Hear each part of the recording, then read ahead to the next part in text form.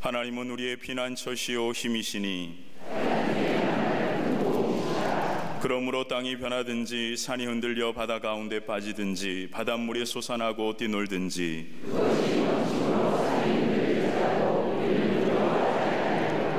한 시내가 있어 나뉘어 흘러 하나님의 성 곧 지존하신 이의 성소를 기쁘게 하도다.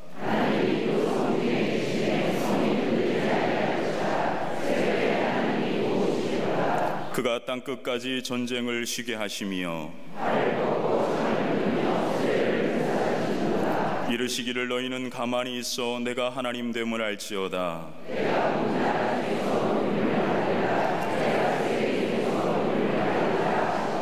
만군의 여호와께서 우리와 함께 하시니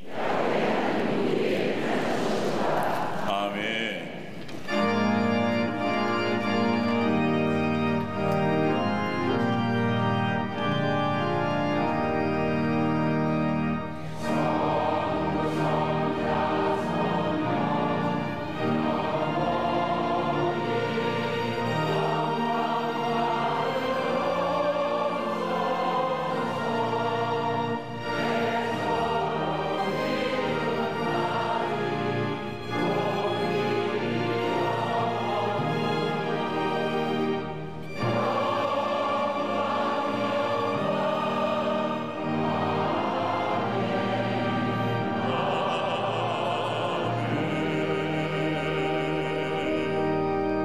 전능하사 천지를 만드신 하나님 아버지를 내가 믿사오며 그 외아들 우리 주 예수 그리스도를 믿사오니 이는 성령으로 잉태하사 동정녀 마리아에게 나시고 본디오 빌라도에게 고난을 받으사 십자가에 못 박혀 죽으시고 장사한 지 사흘 만에 죽은 자 가운데서 다시 살아나시며 하늘에 오르사 전능하신 하나님 우편에 앉아 계시다가 저희로서 산자와 죽은 자를 심판하러 오시리라. 성령을 믿사오며 거룩한 공회와 성도가 서로 교통하는 것과 죄를 사하여 주시는 것과 몸이 다해 사는 것과 영원히 사는 것을 믿사옵나이다. 아멘.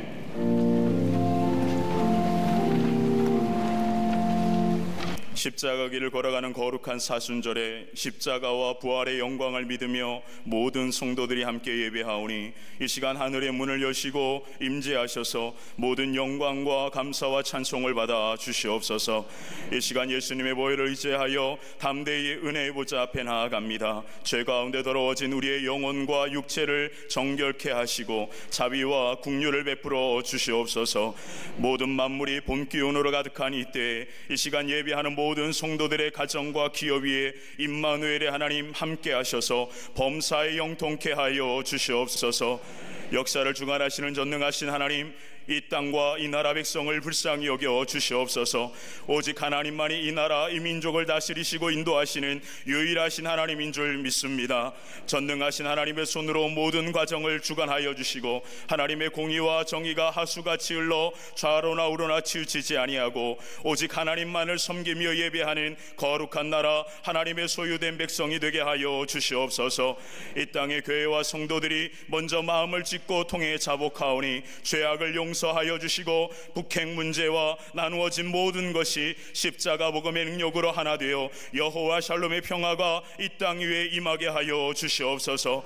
온 세계 열방의 전쟁과 분쟁, 가난으로 고통당하는 자들을 불쌍히 여겨주시고 특별히 테러의 슬픔에 빠진 나라와 자연재해로 고통당하는 자들을 십자가의 은혜로 위로하여 주시옵소서. 그곳에 있는 교회와 우리의 자녀들을 가정을 주의 날개 아래 지켜 보호하여 주시옵소서. 우리 교회를 세계 가운데 위대한 교회로 세워주신 하나님, 우리 교회가 믿음의 선한 증거로 세상을 화평케 하는 교회가 되게 하심을 감사드립니다. 우리 광림재단을 호렙산의 떨기나무 불빛으로 민족의 아픔과 어둠을 온 세상을 화평케 하는 생명의 빛으로 사용하여 주시옵소서. 마라나타 주님 다시 오실 때까지 능력의 재단으로 하나님의 역사를 이루게 하시고 하나님 홀로 영광받아 주시옵소서. 트리니티 말씀의 은혜로 우리의 믿음과 가정과 기업이 견고하게 세워지게 하여 주시옵소서. 선교구와 속회 선교회 각 기관이 부흥하게 하시고 세우신 모든 임원과 지도자들에게 성령의 권능과 능력으로 충만케 하사 주신 사명 충성되이 감당케 하여 주시옵소서. 믿음의 다음 세대인 교회학교 자녀들과 청년들이 예수 그리스도의 꿈을 꾸게 하시고 하나님의 말씀과 사랑으로 건강하게 성장하여 세상 가운데 빛의 자녀들로 거룩한 역사를 이루고 믿음의 가문을 세우게 하여 주시옵소서. 변함없는 열정과 사랑으로 복음을 전하시는 감독님께 신원의 강건함을 허락하시고 걸음마다 치유와 회복의 역사가 충만하게 하여 주시옵소서. 광림재단을 이끌어가시는 담임 목사님께 늘 성령의 권능과 말씀의 능력으로 충만케 하사 한국교회, 세계교회 영적 지도자로서의 사명을 넉넉히 감당케 하여 주시옵소서. 이 시간 담임 목사님을 통해 선포되는 축복의 말씀이 여호와 니시 승리의 재단을 통해 생수의 강 같은 은혜로 흘러넘치게 하여 주시옵소서. 이 시간 갈릴리 성가대와 오케스트라의 찬양으로 하늘의 문을 여시고 예배하는 이곳에 임재하셔서 성령으로 충만하게 역사하여 주시옵소서. 아름답게 주의 재단을 장식한 손길 위에 하늘의 은혜를 허락하시고 주님의 몸된 교회를 섬기는 모이지 않는 손길들을 기억하사 축복하여 주시옵소서. 지금도 함께 예배하는 지교회와 해외 모든 선교지들과 온 세계에 흩어져 영상으로 예배하는 모든 성도들과 평안 가운데 있는 모든 성도들에게 동일한 은혜를 허락하시고 어제나 오늘이나 영원토록 변함없으신 신실하신 하나님 홀로 영광받아 주시옵소서. 지금도 살아계셔서 우리와 함께 하시는 예수 그리스도의 이름으로 기도하옵나이다. 아멘.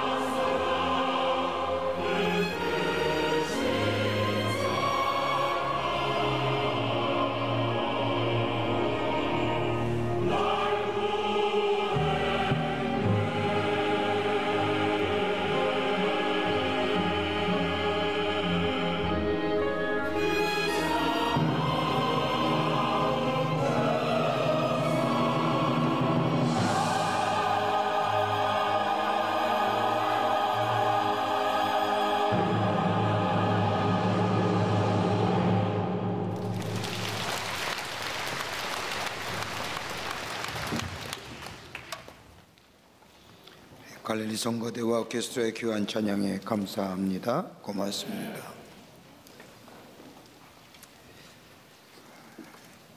여러분들은 신앙생활을 뭐라고 정의하십니까? 많은 사람이 여러 가지 말로 신앙의 생활에 대하여 정의하지만 신앙생활이란 자전거를 타는 거와 같습니다. 자전거는 두 발밖에 없어서 내가 페달을 밟아서 앞으로 나아가지 아니하면 정지된 상태가 아니라 넘어지고 맙니다. 여기서 두 바퀴란 다름 아닌 하나님의 말씀이란 한 바퀴와 기도라는 다른 한 바퀴에 나의 뜨거운 하나님을 향한 사랑과 열정의 페달을 밟을 때에 비로소 자전거가 앞으로 나가듯이 우리의 믿음이 전진하고 성장한다 할 것입니다. 말씀이 우리 안에 사라지면 우리를 향한 하나님의 뜻이 사라지기에 그의 삶은 삶의 열정이 없어집니다. 기도가 우리 안에 사라지면 어느새 세상의 걱정과 염려가 우리 안에 밀려와 세상 일에 눌려서 두려움과 걱정 가운데 우리의 인생의 여정을 걸어가게 됩니다. 이런 믿음이 없으니 내 안에 정직함과 진실함이 사라지고 마는 겁니다. 오늘 본문의 말씀을 보십시오. 오늘 본문의 말씀은 하나님께서 이스라엘 백성을 출애굽시키셔서 하나님께서 약속하신 가나안 땅으로 가게 하십니다. 하나님의 약속의 땅인 가나안 땅을 향하여 가는 이스라엘 백성에게 하신 일은 두 가지가 있습니다. 이렇게 하신 일은 첫째는 뭐냐? 애굽의 종되었던 이스라엘 백성, 자유도 의지도 없고 노예 생활처럼 살던 이스라엘 백성을 저 430년 전에 저 아브라함과 야곱과 이삭에게 약속하신 그 약속의 말씀을 이루시기 위해서 저들을 출애굽시킨 겁니다. 구원하신 겁니다. 이것이 첫 번째 하나님의 계획이었습니다. 또 하나 있다고 한다면 이스라엘 백성을 구원하셔서 저들로 하여금 하나님의 약속의 땅인 저 가나안 땅에 들어가게 할 뿐 아니라 그 속에서 하나님의 귀한 사람으로 하나님의 백성답게 살아가는 모습을 통하여 모든 민족들로 하여금 하나님의 복과 은혜의 통로로 쓰임받기 원하시는 일이기에 이스라엘 백성을 가나안으로 이끌어 내십니다. 이것이 하나님의 두 번째 계획이요 뜻이었습니다. 그런데 이 놀라운 하나님의 계획과 뜻이 순조롭게 이루어지는 것은 아니었습니다. 이스라엘 백성이 출애굽하려고 할 때에 저 애굽의 왕이었던 바로가 가로막고 이스라엘 백성을 내어주지 않습니다. 인간의 강력한 힘과 권세를 가졌던 이 바로, 그러나 이러한 인간의 힘과 권세가 있던 바로에게 10가지 재앙을 내림으로 바로의 강팍한 마음을 무너뜨리고 10가지의 마지막 재앙인 장자의 죽음으로 바로의 아들을 죽이심으로 인하여 바로로 하여금 항복해 하십니다. 그리고 이스라엘 백성을 구원하시지요. 그리고 지금은 홍해를 건너게 하시고 광야의 수많은 기적과 역사 속에 저들의 삶을 인도해 가십니다. 이런 하나님의 구원의 계획에 이스라엘 백성이 한 것이 아무것도 없습니다. 전적인 기적의 역사요, 하나님의 구원의 역사요, 은혜의 사건입니다. 이 놀라운 하나님의 은혜 안에서 이스라엘 백성이 저 홍해를 건너고 광야의 고된 여정을 지나서 오늘 본문의 말씀의 장소인 르비딤이라는 곳에 이르게 됩니다. 오늘 본문의 말씀을 보면 르비딤에 이르게 된 이 이스라엘 백성들, 광야의 그 여정 가운데 놀라운 기적을 경험했습니다. 그럼에도 불구하고 르비딤에 도착하자 물이 없음에 불평과 눈망을 내어놓습니다. 광야의 고된 길에서 수많은 기적을 경험했던 이스라엘 백성들, 아직도 가야 할 길이 남아있는 저 이스라엘 백성들이 르비딤에 이르자 물이 없음에 대하여 원망할 뿐만 아니라 인생의 이제 고단한 길, 저 결핍된 길 걸어가기를 거절합니다. 여기 있겠다는 겁니다. 이만하면 충분한 은혜를 경험했다는 겁니다. 이런 이스라엘 백성에게 하나님은 일어나 떠나라 하십니다. 여러분, 우리가 어떻게 구원받았습니까? 하나님과 원수되었을 때에, 하나님 보시기에 아무 쓸모없고 연약한 인생이었을 때에, 죄인이었을 때에 하나님은 당신의 하나밖에 없는 아들을 핏값으로 구속하여 주셔서 하나님의 자녀로 우리를 삼아 주셨습니다. 이것을 그치는 것이 아니라 우리가 이 땅을 살면서 세상의 육체에 익숙해진 우리의 삶, 때로는 시련과 연단을 통하여 하나님의 백성답게 살아가도록 우리를 훈련시키시고 우리의 인생을 인도해 주셨습니다. 그뿐 아니라 우리의 인생을 통하여 하나님의 구원의 역사가 증거되고 하나님의 축복의 통로가 되기를 원하시는 하나님의 계획이 우리 가운데 있는데, 우리는 그 인생의 길을 걸어가지 못하는, 그 구원의 즐거움을 누리지 못하게 하는 우리 주변에 얼마나 많은 악한 영의 역사가 있는지 모릅니다. 이거 넘어서야만이 하나님의 궁극적인 풍요의 축복을 누릴 수가 있는데, 오늘 본문에 나온 르비딤의 곳에서 하나님의 거룩한 이스라엘 백성들이 걸어갈 인생의 여정에 다시금 일어나 걸어가라고 하시는 이 하나님의 준엄한 명령, 오늘 우리의 삶도 하나님의 자녀답지 못하고 하나님이 기뻐하신 삶을 살지 못하고 하나님이 주시는 궁극적인 풍요의 삶을 누리지 못하는 우리의 삶, 이거 넘어서서 하나님의 축복을 누리는 복된 인생으로 살아가야 할 것인데 어떻게 하면 가능할까요? 오늘 본문의 말씀은 이런 의미에서 우리에게 도전과 귀한 영적인 교훈을 허락해 주십니다. 몇 가지를 함께 나누어 말씀을 나누며 은혜 받기를 원합니다. 첫째는 만족감과 안주의식에서 벗어나야 합니다. 오늘 본문 1절 말씀을 보십시오. 이스라엘 자손의 원회 중에 여호와의 명령대로 신광야를 떠나 그 노종대로 행하여 르비딤의 장막을 쳤더니 백성이 마실 물이 없는지라. 이스라엘 백성이 신광야에서 떠나 르비딤에 이르렀을 때에 물이 없음을 보고 원망했다는 겁니다. 여러분, 르비딤이 어떤 장소입니까? 단순히 지정학적 의미로서의 광야의 한 곳이 아닙니다. 이스라엘 백성이 물이 없을 때에 반석에서 물을 내어 먹게 하시고 광야의 생활 속에서 저들의 부족함을 채워주심으로 인하여 기본적인 저들의 결핍을 채워주신 곳이 르비딤입니다.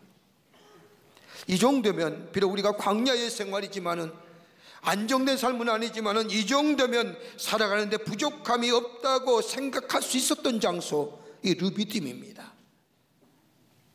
하나님 앞에 기도했더니 응답되었던 장소고, 광야이긴 하지만 살만한 곳이라고 느낄 수 있었던 장소가 르비딤입니다. 여러분, 이스라엘 백성이 애굽을 탈출했을 때에 이스라엘 백성의 광야의 여정을 보면 다 부족한 것뿐이었습니다. 어디로 가야 할지, 어디로 가면 우리가 살 수 있을까, 가야 할 방향을 모를 때 이스라엘 백성에게 하나님은 불기둥과 구름기둥으로 저들이 가야 할 길을 보여주셨습니다. 광야의 길에서 애굽에서 가져온 식량이 떨어졌을 때에 하나님 저들에게 만나를 내리셔서 배출하기를 주셔서 저들을 배불리게 하셨습니다. 광야의 길에서 물이 없어 목말랐을 때에 물을 발견했는데 그 물이 쓴물이었습니다.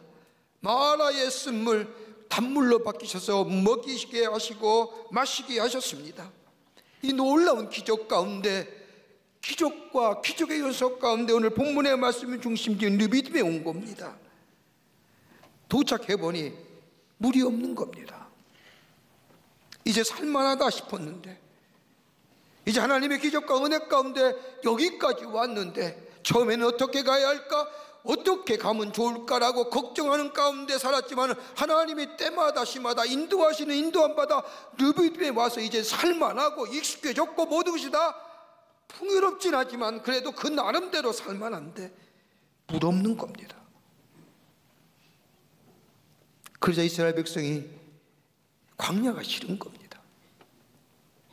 먹을 것이 없고 마실 것이 없는 불안정한 삶, 불안한 삶 더 이상 싫은 겁니다.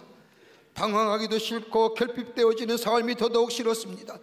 또다시 가나안을 향하여 지금까지 걸어왔던 것처럼 그 고된 여정을 걸어갈 생각하니까 이거 더더욱 싫은 겁니다. 좀 편안하길 원합니다. 모든 것이 채워졌으니 이제는 이곳에서 안주하여 살고 싶은 마음이 이스라엘 백성에게 간절한 겁니다. 안주하고픈 마음. 비록 광야의 어려운 생활이지만은 지금까지 걸어왔던 삶의 모습을 뒤돌아보면 만족함이 있습니다. 기도의 응답과 간구에 대한 축복이 있었음에도 불구하고 그것에 의하여 만족하며 그것에 안주하고 싶은 마음에 저들의 가야게 할 길을 막고 있다는 겁니다.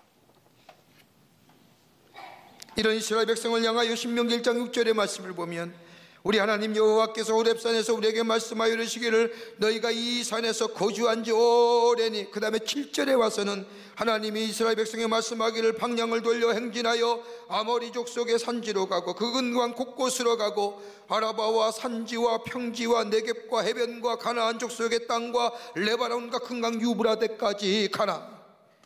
너 있는 것이 오래라는 거예요.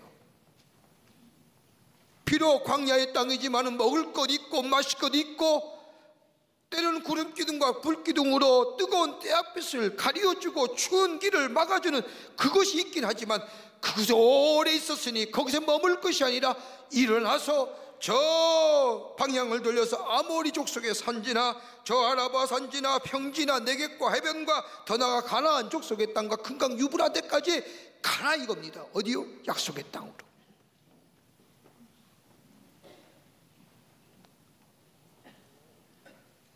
지금까지 걸어온 것처럼 앞으로 가는 길이 고달파지더라도요, 앞으로 가는 걸음이 힘들다 할지라도, 연약하다 할지라도 하나님이 때마다 시마다 허락하신 은혜를 바라보면서 믿음의 경주를 멈추지 말고 걸어가라는 겁니다.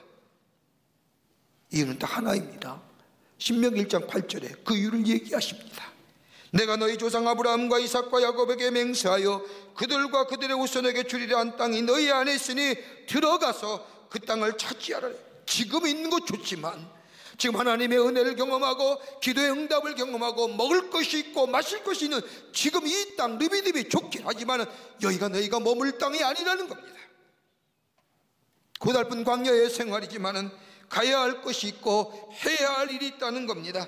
그것은 내가 너희 조상들에게 약속한 땅, 너희를 위하여 보탠 땅이 준비되어 있으니 그것으로 가라는 겁니다.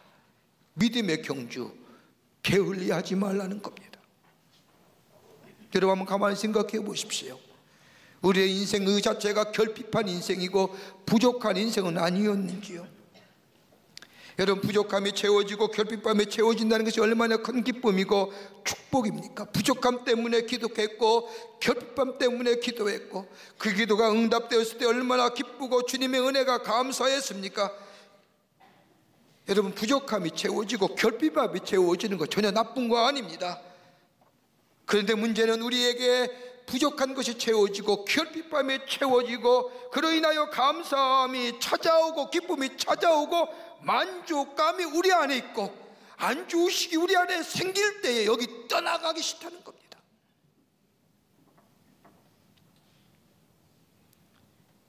지속적인 길로 걸어가야 할 믿음의 걸음을 가로막게 한다는 겁니다. 여러분, 우리가 얼마나 하나님 앞에 부족함이 있을 때에 하나님 앞에 기도하고 부르짖었습니까? 하나님, 저에게 물질이 필요합니다. 하나님, 저희 우리 가정이 잘 살아야겠습니다. 하나님, 집이 필요하고 집을 허락해 주십시오. 우리의 자녀가 하나님의 사람답게 잘 자라게 해 주십시오. 건강에 심각한 어려움을 당한 분들은 하나님, 저에게 건강 주시면 하나님의 사람답게 살겠습니다. 기도했더니 응답됐습니다. 응답되고 나니 거기에 취해버리고 말았습니다. 그 응답에 만족합니다. 그리고 거기에 머물고 싶습니다. 어느새 이러한 생활이 우리의 삶에 익숙해지면서 우리 안에 진정으로 가져야 할 사명, 이거 잊어버린 겁니다. 우리의 삶을 통하여 이루시고자 하는 하나님의 큰 축복, 그리하여 하나님이 만왕의 왕이 되실 뿐만 아니라 모든 것의 주관자가 되실 뿐만 아니라 약속하실 분명히 이루어 가시는 하나님이 만방의 모든 것의 왕이심을 모든 사람에게 알려야 할 이 사명이 우리 가운데 잊혀지게 된다는 거예요. 여러분, 하나님 왜 우리에게 그 은혜를 허락한가 잊어버린 거예요. 하나님 왜 우리의 기도에 응답해 주셨을까? 그 목적을 잊어버린 겁니다. 하나님 왜 우리에게 그런 축복을 주셨는지 그 의미를 잊어버린 겁니다.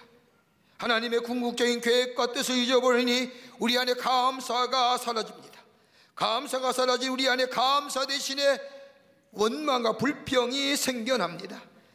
감사가 스리니 하나님의 은혜가 까마득하게 여겨지고, 그리고 은혜가 사라지니 내 의로움이 솟아납니다. 내 의가 생기나니 교만이 자리 잡습니다. 여기에 새로운 타락이 시작되는 거예요.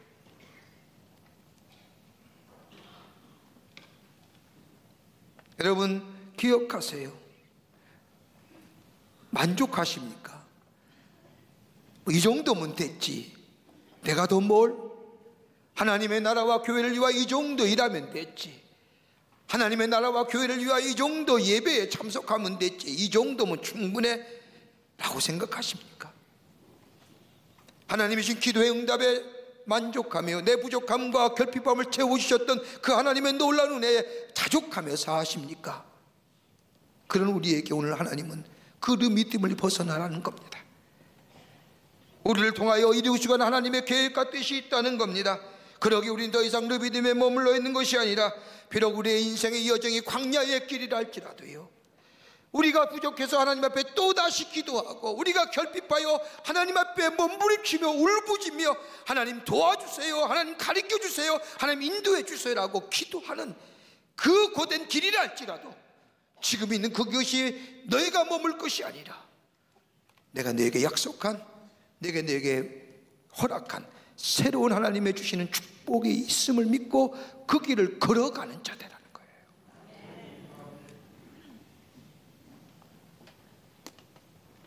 하나님 우리의 기도에 응답해 주는 것처럼, 어렵고 힘들 때 우리와 함께 해주셔서 이겨내시게 하신 것도 다름 아닌 하나님의 축복의 통로로 쓰임받길 원하시는 하나님의 거룩한 뜻과 계획이 우리 안에 있음을 믿고요, 지금 있는 이 르비딤의 만족함과 안주의 의식들 벗어나서 우리의 인생의 여정에 믿음의 걸음을 걸어 내딛는 자들 때에 하나님의 궁극적인 축복이 우리 가운데 임하게 될 줄 믿습니다. 두 번째는요, 불신앙의 자리에서 일어나라는 겁니다. 불신앙의 자리에서 일어나라는 겁니다. 오늘 출애굽기 17장 7절의 말씀을 보십시오. 그가 그곳 이름을 마사 또는 무리바라 불렀으니 이는 이스라엘 자손이 다투었음이요, 또는 그들이 여호와를 시험하여 이르기를 여호와께서 우리 중에 계신가 안 계신가 하였음이니라. 여러분, 이스라엘 백성이 여기까지 어떻게 오였습니까? 하나님의 은혜였습니다. 때마다 시마다 하나님이 저들에게 기적을 베풀어 주셔서 이곳까지 왔는데, 이스라엘 백성이 이 르비딤에 와서 물이 없자 하는 말이, 하나님이 우리 중에 계신가 아니 계신가? 살아계신 하나님이 저들의 삶을 인도해 주셨는데요,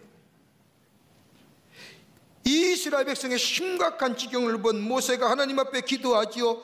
오늘 본문 4절의 말씀을 보면, 모세가 여호와께 부르짖어 이르되 내가 이 백성을 어떻게 하리까? 그들이 조금 있으면 내게 돌을 던지겠나이다. 가만 보십시오. 4절과 10절의 말씀을 같은 맥락 속에서 한 문장으로 이어서 얘기해 보면, 단 한 가지, 단순히 물이 없어서 이스라엘 백성이 원망하는 것이 아니라 하나님의 존재 자체를 의심하는 거예요. 하나님의 행하신 과거의 일을 기억하지 못하는 겁니다.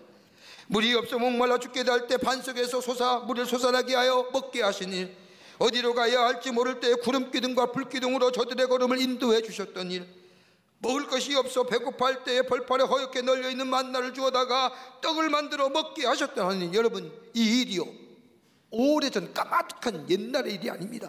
바로 성경 16장에 나오는 조금 전에 있었던 일입니다. 먼 옛날 얘기가 아닙니다. 조금 전에 인도하신 하나님의 손길을 잊어버린 겁니다. 하나님의 손길을 믿지 못하는 겁니다. 조금 전에 경험했는데 지금 물이 없다는 이유 때문에 우리 가운데 하나님이 계신가 아니 계신가 이따위 소리 하는 겁니다. 조금 전에 행하신 하나님의 기적의 사건들을 잊어버리고 지금 물이 없음으로 목말라 죽겠다는 것, 마치 앞에 문제에만 초점을 맞추고 있는 이스라엘 백성, 하나님의 존재를 믿지 않고 하나님이 계신지 아니 계신지는 관심도 없고 오직 지금의 눈앞에 있는 문제에만 초점을 맞추고 있는 이 이스라엘 백성, 그러기에 모세는 이스라엘 백성의 모습을 보면서 불신앙의 모습들. 여러분, 믿음이라는 게 무엇일까요? 지금 내가 당하는 문제와 사건을 통해서 미래를 바라보면요, 미래가 보이지 않는 거예요. 미래가 보입니까? 내가 지금 당하는 사건과 문제, 이 암울한 것을 가지고 어떻게 미래의 밝은 빛을 볼 수 있습니까? 전혀 안 보입니다. 여기는 비관이고 여기는 절망이지요. 내 속에는 소망도 없고 세상에 소망도 없어 보입니다. 이스라엘 백성이 그런 거예요. 기빈 앞에 물이 없는 것 바라보면서 그 절망과 좌절을 보니 미래가 안 보이니까 원망하고 불평하는 겁니다. 여러분, 나의 관점으로 세상을 바라보면 원망과 불평이고 미래가 불투명해 보이지만 하나님의 관점으로 세상을 바라보고 나를 바라보면 우리의 소망은 이 땅에 있는 것이 아니라 하나님께 있음을 알고 하나님 앞에 나아가 하나님이 나의 소망이라고 고백하는 자에게 미래가 열려지는 겁니다. 여러분, 언제 우리가 구원이라는 소망이 있었습니까? 아무리 생각해봐도 우리에게 구원에 대한 소망이, 구원에 대한 여력이 없었습니다. 우리가 우리를 바라보면 구원에 대한 소망은 없지만 하나님의 관점으로 우리를 바라보면 우리에게 구원의 소망이 있는 겁니다. 그래서 하나님은 당신의 하나밖에 없는 아들을 이 땅에 보내주셔서 우리를 위하여 십자가에 달려 돌아가시고 우리에게 구원을 얻주시고 우리를 하나님의 자녀라 부르주시는 것. 인간의 관점으로 보면 소망이 없지만 하나님의 관점으로 보면 소망이 있습니다. 이것을 바라보고 나아가는 것이 믿음입니다. 이스라엘 백성을 보십시오. 하나님을 향한 믿음이 사라지니 자신들이 처한 문제가 크게 보이는 거예요. 현실이 너무나 힘들고 어렵게만 느껴지지요. 여러분, 이런 사람들이 갖는 공통적인 마음, 공통적인 심리, 아니 병리적 현상이 뭐냐? 과거로의 귀환입니다. 애굽으로 돌아가자는 겁니다. 가장 과거에 확실했던 것, 우리의 삶을 지탱해 준 과거. 비록 내가 노예지만은 그나마 내 삶에 터전이 있고 내 삶을 지탱해 줬던 것. 여러분, 지금으로 말하면 애굽이 어딜까요? 물질, 내 삶의 지위와 명예, 이 땅에 살아가기 위해서 필요했던 이거야말로 내 삶을 붙잡아주고 지탱해주고 마지막 보루라고 생각했던 것들, 과거로 돌아가는 겁니다. 믿음이 사라지면요, 미래가 보이지 않고, 미래가 보이지 않으니 과거로 돌아가는 거예요. 이런 불신앙의 자리에 있던 이스라엘 백성을 향하여 하나님이 말씀하시죠. 출애굽기 17장 5절 말씀입니다.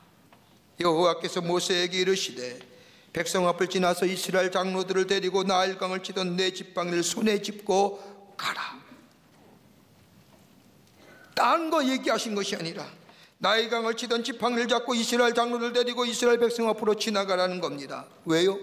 애굽으로 돌아가자는 저 이스라엘 백성들, 과거로 돌아가자라고 외치는 저 이스라엘 백성들 앞에서 나일강을 쳐서 나일강을 핏빛으로 변하게 했던 그 지팡이, 다름이 아니라 저 광야에서 뒹굴던 그 나무 조각이 아니라, 비록 그 나무 조각이라 할지라도 하나님의 능력이 함께 하실 때에 그 지팡이를, 저 나일강을 내리치게 될 때에 그 물빛이 핏빛으로 변하여 강팍했던 바로의 마음을 녹여줬던 그 능력들, 과거에 도우셨던 하나님을, 그 지팡이를 짚고요 이스라엘 백성 앞으로 지나가는 거예요. 이 사건이라 이스라엘 백성들이 믿음이 회복되지요. 불가능하게만 여겼던 출애굽, 그럼에도 불구하고 출애굽의 역사를 일으키신 하나님, 문제가 있을 때마다 해결해 주시며 여기까지 오게 하신 하나님, 오늘 이 믿음에 있을 때 이 목마름도 우리 주님이, 우리 하나님께서 해결해 주실 것이야 라고 믿음이 회복되자 원망과 불평을 그치고 하나님을 바라보는 믿음의 눈을 가지고 지금 비록 현실이 어렵고 힘들다 할지라도 예전에 행하신 믿음의 역사를 기억하면서 또다시 기도한다 할지라도, 또다시 하나님 먹을 것이 없습니다, 내게 먹을 것 주십시오, 하나님 내게 은혜가 필요합니다, 내게 은혜 주십시오, 하나님 내가 가야 할 길을 모릅니다, 가게 해게 주십시오라고 기도하며 몸부림치는 일이 있어도, 광야의 고된 여정이라도 그 하나님이 나와 함께 하시기에 궁극적인 하나님의 축복이 내 앞에 있기에 그 길을 일어서서 걸어간다는 겁니다. 여러분, 우리 인생의 여정에 쉬운 날이 있었습니까? 쉬우셨어요? 저절로 살다 보니 오늘 이 자리까지 오게 되었다고 말할 수 있는 사람 계십니까? 저절로 살다가 보니 오늘 이 자리까지 왔다고 얘기하는 사람 무책임한 인생입니다. 인생을 걸어가다가 갑자기 그리 끊어져서 오도 가도 못할 때가 있지 않았습니까? 그런데 오늘 이 자리까지 왔습니다. 저절로 오셨습니까? 아닐 겁니다. 우리의 인생에 있는 여정, 힘이 들고 어려울 때마다 하나님 앞에 기도했고, 내가 부족하고 결핍할 때마다 하나님 앞에 간구했고, 그때마다 은혜 주시고 갈 길을 보여주시고 인도해 주신 그 하나님의 손길, 우리 인생의 자체가 은혜의 기적, 은혜의 사건들 아닙니까? 그 하나님을 기억하라는 겁니다. 하나님을 기억한다는 것이 믿음의 회복이고, 문제만 바라보는 것이 아니라 하나님께 초점을 맞추며 하나님이 행하신 믿음의 역사들을 기억하면서 우리의 르비딤의 자리에서 털고 일어나 약속된 저 미래를 바라보며 내 문제, 내 절망, 내 어둠으로 보면 보이지 않지만 하나님께 소망을 두며 바라보며 나아가는 우리의 걸음, 인생의 여정에 걸음될 때에 그 걸음이 복된 걸음이고 하나님이 약속하신 축복이 우리 가운데 임하게 되는 줄 믿습니다. 끝으로 자기 중심적 사고 벗어나야 됩니다. 나 중심의 사고를 벗어버려야 됩니다.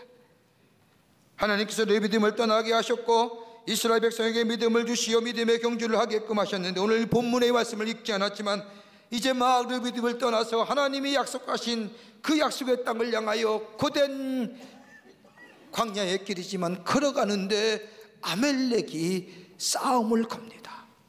그게 8절 말씀입니다. 그때 아멜렉이 와서 이스라엘과 르비딤에서 싸우니라. 여러분, 다시 믿음을 회복하고 하나님의 거룩하신 일을 이루기 위해서 길을 가고자 할 때에 아멜렉이 와서 싸움을 걸면서 막았다는 겁니다. 지금으로 말하면 믿음으로 살려고 하는데, 하나님의 말씀으로 살려고 하는데, 주의 말씀을 의지하여 나의 삶 가운데 주의 뜻을 이루어 가려고 하는데 잘 가라고 열어주시는 것이 아니라 아말렉 같은 족속들이 믿음의 길을 가지 못하도록 가로막는다는 겁니다. 여러분, 아멜렉이 어떤 이들입니까? 창세기 36장 12절의 말씀을 보면 에서의 아들 엘리바스의 첩 딥나는 아말렉을 엘리바스에게 낳았으니 이들을 에서의 아내 아다의 자손이며. 여러분, 아멜렉은요 야곱의 형인 에서의 후손들입니다. 에서가 어떤 사람이에요? 배고픔에 팥죽 한 그릇에 장자의 축복권을 팔아넘긴 사람입니다. 하나님이 아니 계신 것처럼 산망령된 사람이고 지극히 물질적이며 자기중심적이며 세상적인 사람입니다. 그러기에 아멜렉을 말하자면 물질적이며 현실적이며 자기중심적이며 하나님이 아니 계신 것처럼 사는 사람. 여러분, 창세기 36장 31절의 말씀을 보면 이스라엘 자손을 다스리는 왕이 있기 전에 에돔 땅을 다스리는 왕들은 이러하니라. 에돔 땅을 다스린다는, 에돔이 뭐예요? 에서의 별명입니다. 자기 스스로 자기의 땅을 다스리는 사람이 에돔 사람입니다. 내가 내 인생의 주인이라고 말하는 사람입니다. 내가 나를 만들고 내 인생 만들고 내 삶을 만들어가는 현실적인 사람입니다. 실용적인 사고방식을 가진 사람들입니다. 지혜가 있습니다. 나름대로 판단력이 있습니다. 물질을 가지고 현실에 적당하게 적응하며 살아가는 사람이 아말렉입니다.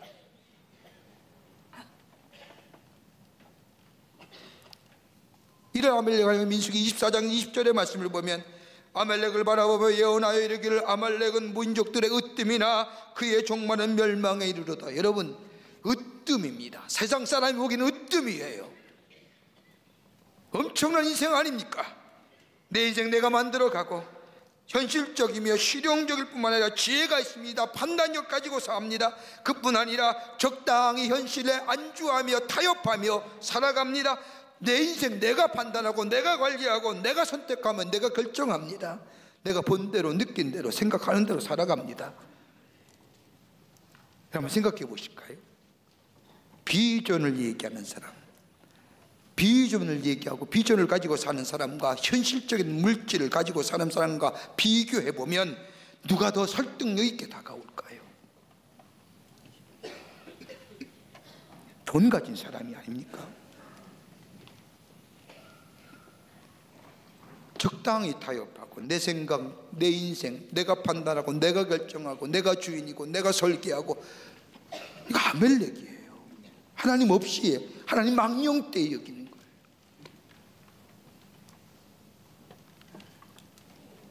그래서 민족들 가운데는 으뜸이기나 하나 하나님이 뭐예요?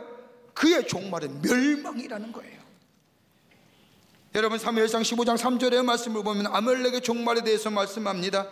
지금까지 아말렉을 쳐서 그들의 모든 소유를 남기지 말고 진멸하되 남녀와 소아와 젖먹는 아이와 우양과 낙타와 나귀를 죽이라 하셨나이다. 여러분, 하나님이 싹 죽이랍니다. 이처럼 잔인하실 수가요? 어떻게 하나님이 잔인할 수 있습니까?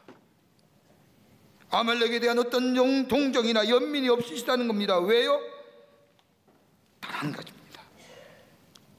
거룩한 백성이 저 아말렉과 조금이라도 섞이면 하나님의 거룩성이 훼손되기 때문에.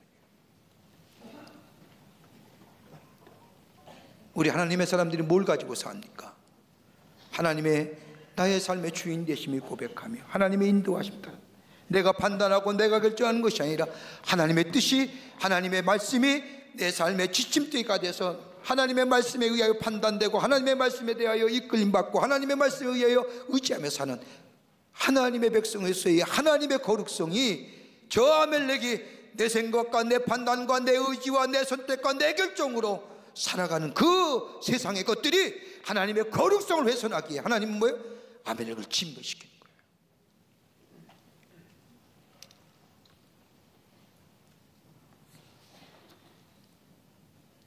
하나님의 뜻을 이루기 위해 이기적이며 현실적이며 실용적이며 인간적이며 물질로서 현질로 사는 사람들 조금이라도 저 백성, 조금이라도 저 아멜렉과 섞이면 하나님의 백성의 하나님의 거룩성이 훼손되고 회방받기 때문에 이거 넘어서야 된다는 겁니다.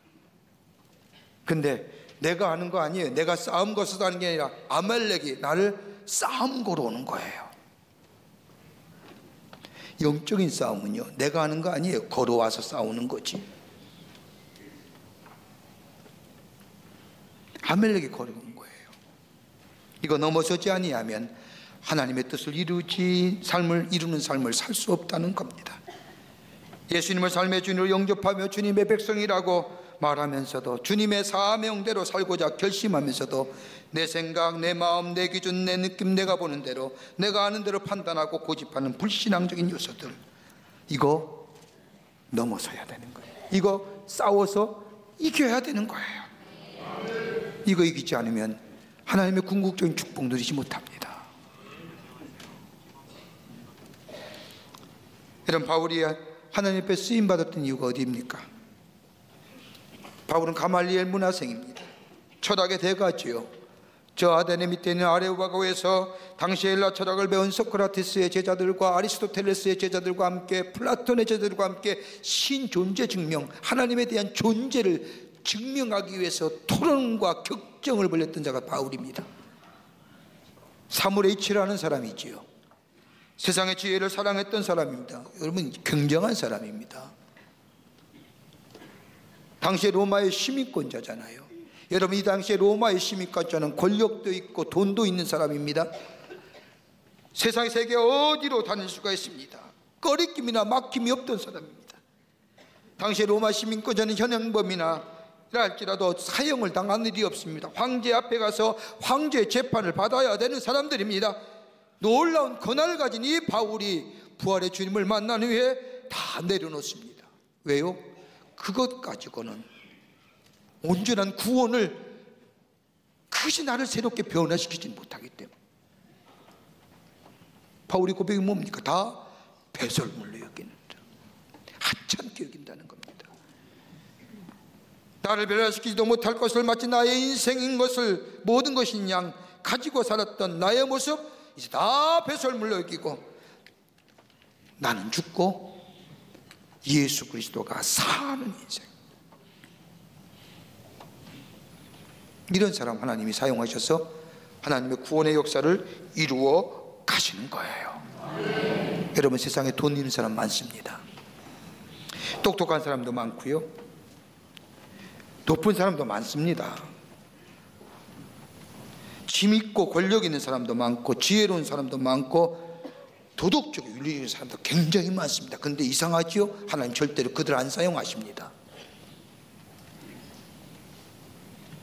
하나님은 이러한 세상의 기준과는 다른 기준을 가지고 계시지요.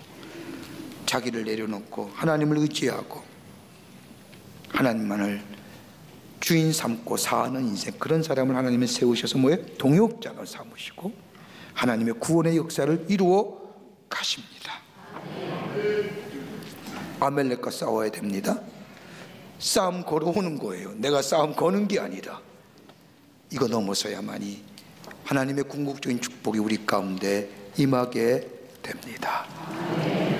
고된 길입니다. 또 기도해야 돼요.